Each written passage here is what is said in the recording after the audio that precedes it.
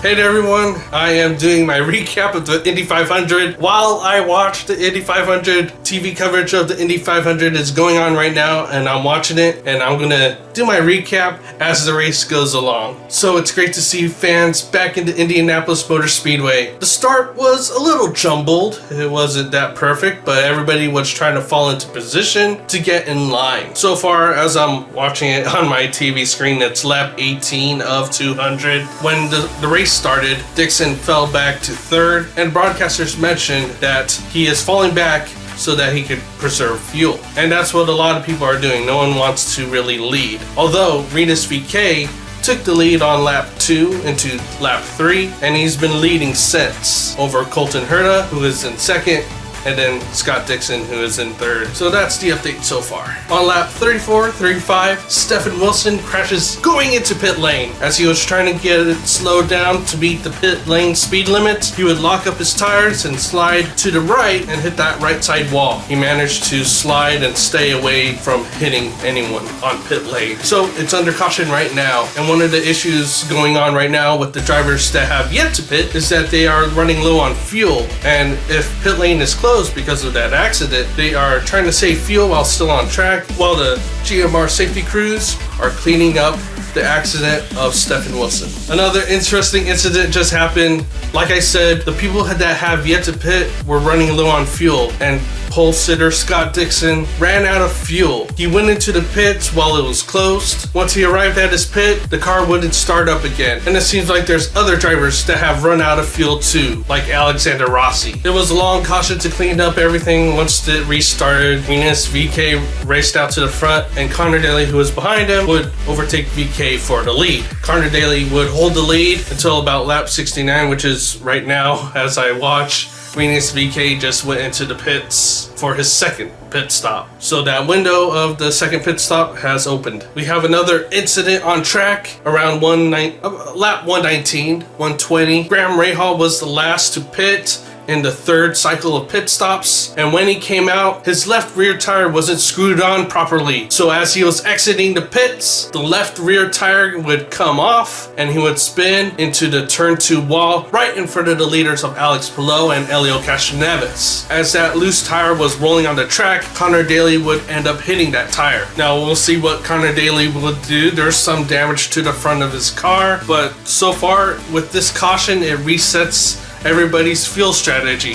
It seems like from this point you could do it in 2 more stops, or you could risk it and do it in 1 more stop, but that would mean you would have to save a lot of fuel. Another quick update under caution, Scott Dixon, who found himself a lap down after he ran out of fuel during that first caution, but managed to get his lap back and is now back on the lead lap. For Alexander Rossi, who had that same issue running out of fuel during that first caution, currently he is still a lap down. As I'm watching the coverage right now, it is lap 169 of 200, about to be 30 laps to go. Alex Palou leads over Castroneves, with Patricio O'Ward in third. Now there's a mix of pit strategies as we are nearing the end of the race. As of right now, on lap 170, Joseph Newgarden pits. He last pitted on 130 something around there. So he's done. Oh no! Simona Di Silvestro just spun into pit lane. Since Simona's pit was nearing the entrance of pit lane, the team managed to get her into her pit without causing a caution. But anyways, there's a mix of strategies. Like I said, Newgarden just pitted on lap 170. We'll see how it all shakes out in the end.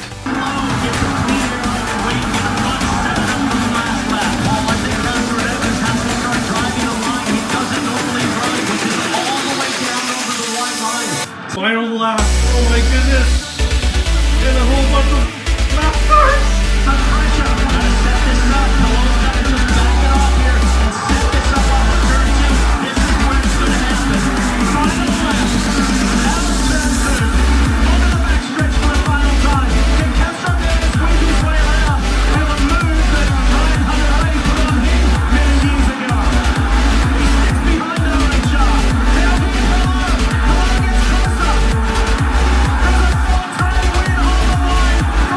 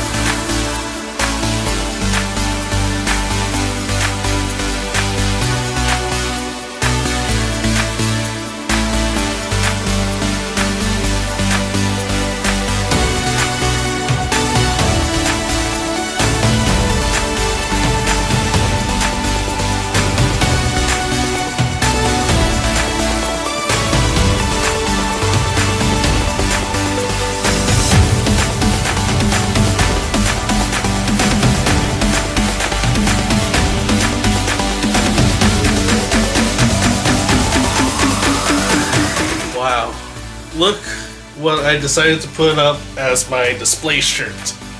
Elio Castroneves.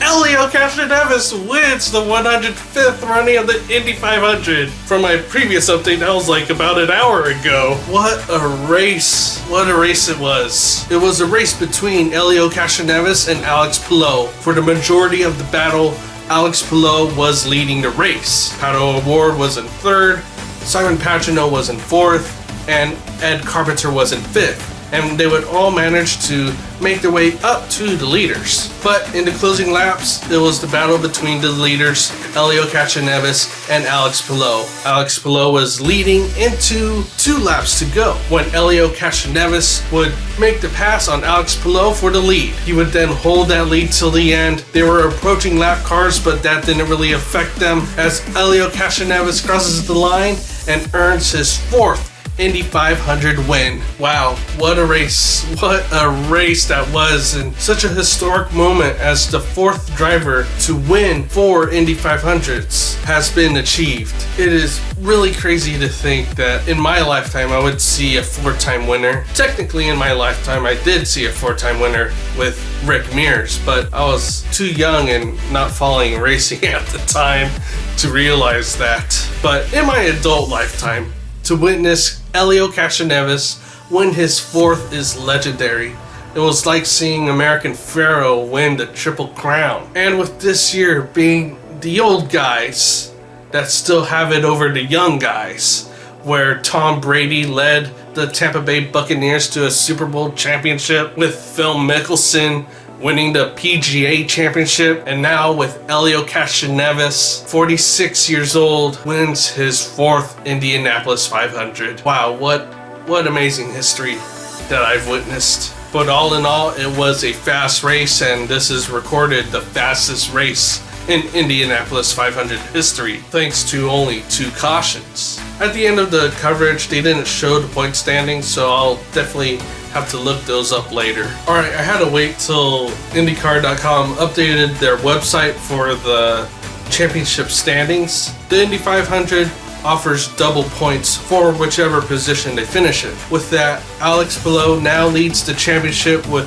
248 points. Scott Dixon falls to second in the championship with 212 points, and completing out the top 3 in the standings, Patricio O'Ward with 211 points. I cannot get over how amazing this race was. It was a great Indianapolis 500, and it's great to see, albeit a limited capacity, it is great to see fans back at the Indianapolis Motor Speedway. The IndyCar series will have an off weekend this weekend. The next races of the series is at the Duel in Detroit, with race 1 on Saturday, June 12th, and then race 2 on the streets of Belle Isle on Sunday, June 13th. Thank you for watching my recap of the 105th running of the Indianapolis 500. Please give this video a like, subscribe to the Spellgo YouTube channel to keep up with my IndyCar updates as well as all my motorsports news updates, and also to watch all my other variety of videos. And as always, thank you for watching.